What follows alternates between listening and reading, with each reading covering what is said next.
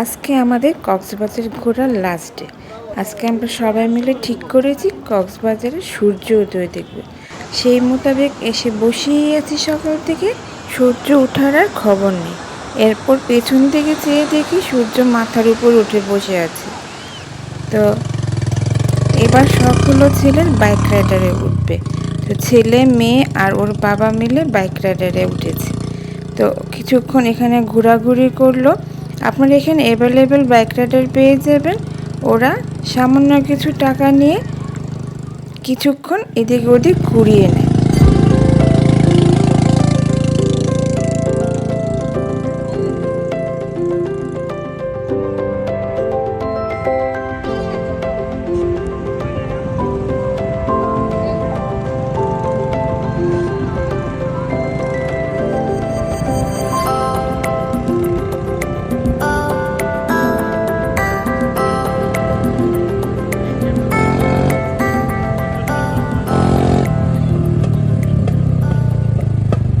এতটুকু ঘুরে ছেলের মন ভরল না, সে এবার চাচ্ছে নিজে একা বাইক চালাবে। সেই মোতাবেক সে আবারও বাইকে চড়লো এবং কিছুক্ষণ নিজে চালিয়ে ঘোরাঘুরি করলো।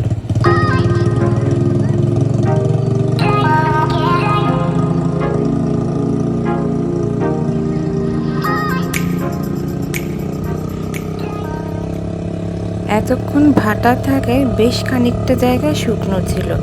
এখন আস্তে আস্তে জোয়ার আসছে আর আস্তে আস্তে জল বেড়ে চলছে। এই দৃশ্যটা না দেখতে অনেক সুন্দর। যারা কক্সবাজারে আসেনি তারা এই দৃশ্যটা না দেখলে বুঝতে পারবে না। তো আস্তে আস্তে যখন সময় বাড়ছে আস্তে আস্তে জোয়ারটাও বাড়ছে আর আস্তে আস্তে সাগরের ঢেউও বাড়ছে। খুব চমৎকার একটা দৃশ্য। প্রকৃতির এই লীলা না আসলে খুব বোঝাই ভার। তো তোমরা এখানে চাইলে বেশ কিছুক্ষণ রাইডার বাইক সকালবেলায় চড়তে পারো। যখন সকালে জোয়ারটা কম থাকে, মানে ভাটা থেকে জোয়ারটা আস্তে আস্তে শুরু হয়, তখনই সাধারণত এগুলো চলাচল করে। তোমরা অল্প দামে একটু মোলামুলি করে এগুলি চলতে পারো। আস্তে আস্তে জোয়ার বাড়ছে আর সকালের এই জোয়ারটার সময় না সাগরটার চেহারাই নাকি একটু অন্যরকম দেখলাম।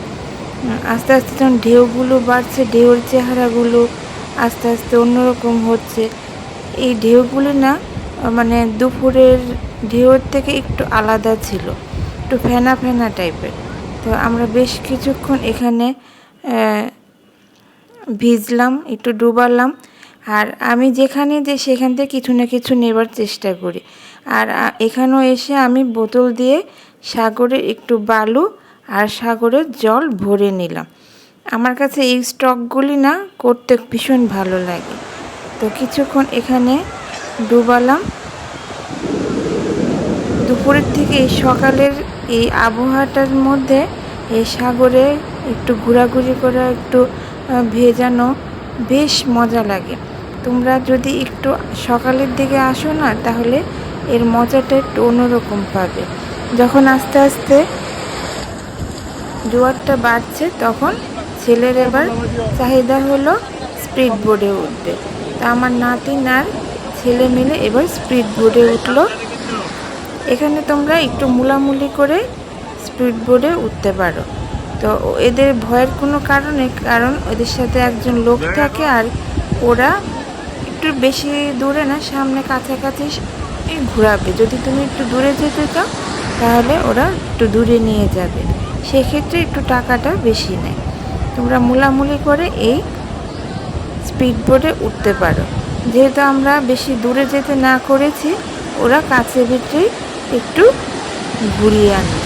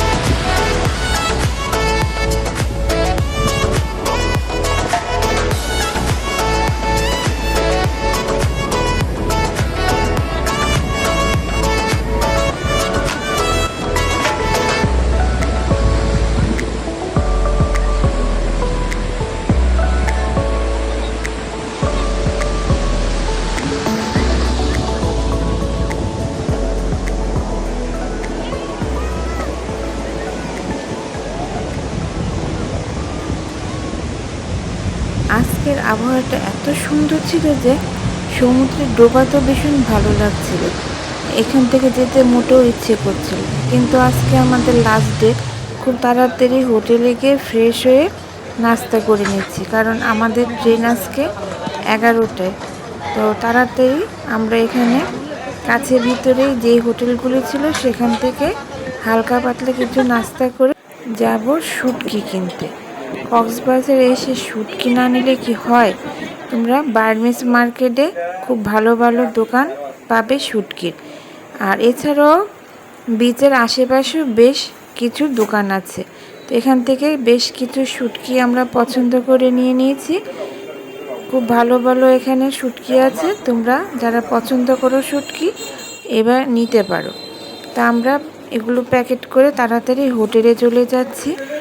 তো হোটেল থেকে সব লাগেজপত্র নিয়ে বেরিয়ে পড়েছি, কারণ সময় খুব কম। আর আমাদের হোটেল থেকে কক্সবাজারের রেল স্টেশনে যেতে প্রায় 15 থেকে 20 মিনিট লেগেছে। আর রাস্তা যেহেতু খুব খালি, খুব দ্রুতই আমরা স্টেশনে পৌঁছে গেছি।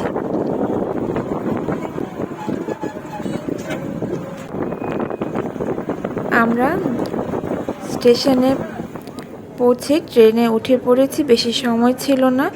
আমরা আগে থেকেই ট্রেনে আসা যাওয়ার বুকিং একবারেই করে নিয়েছিলাম। আমাদের ঘোরাঘুরি আপাতত এখানেই শেষ। আবারও ফিরে যাচ্ছি সংসারের সেই গণ্ডির মধ্যে, সেই আগের মতো কাজকর্ম, রুটিন বাঁধা জীবন চলা।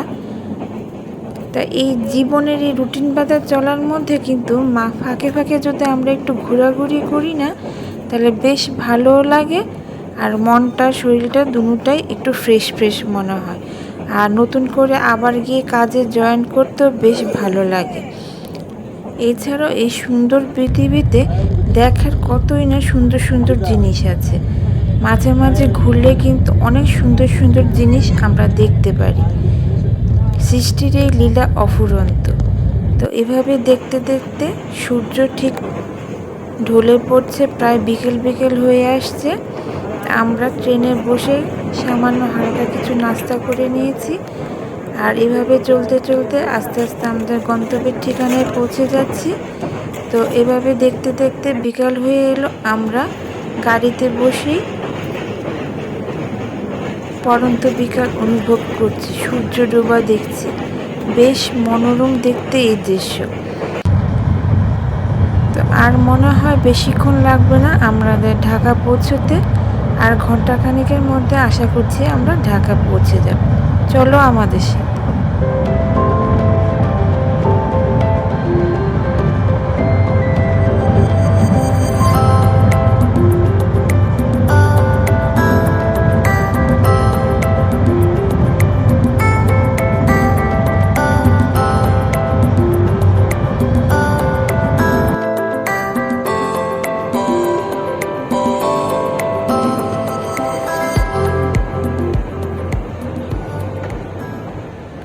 দেখতে দেখতে আমরা পৌঁছে গেলাম ঢাকা শহর কমলাপুর স্টেশনে।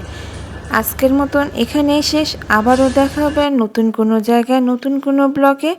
সেই পর্যন্ত সবাইকে টাটা, আর অবশ্যই সাবস্ক্রাইব করে রেখো। টাটা।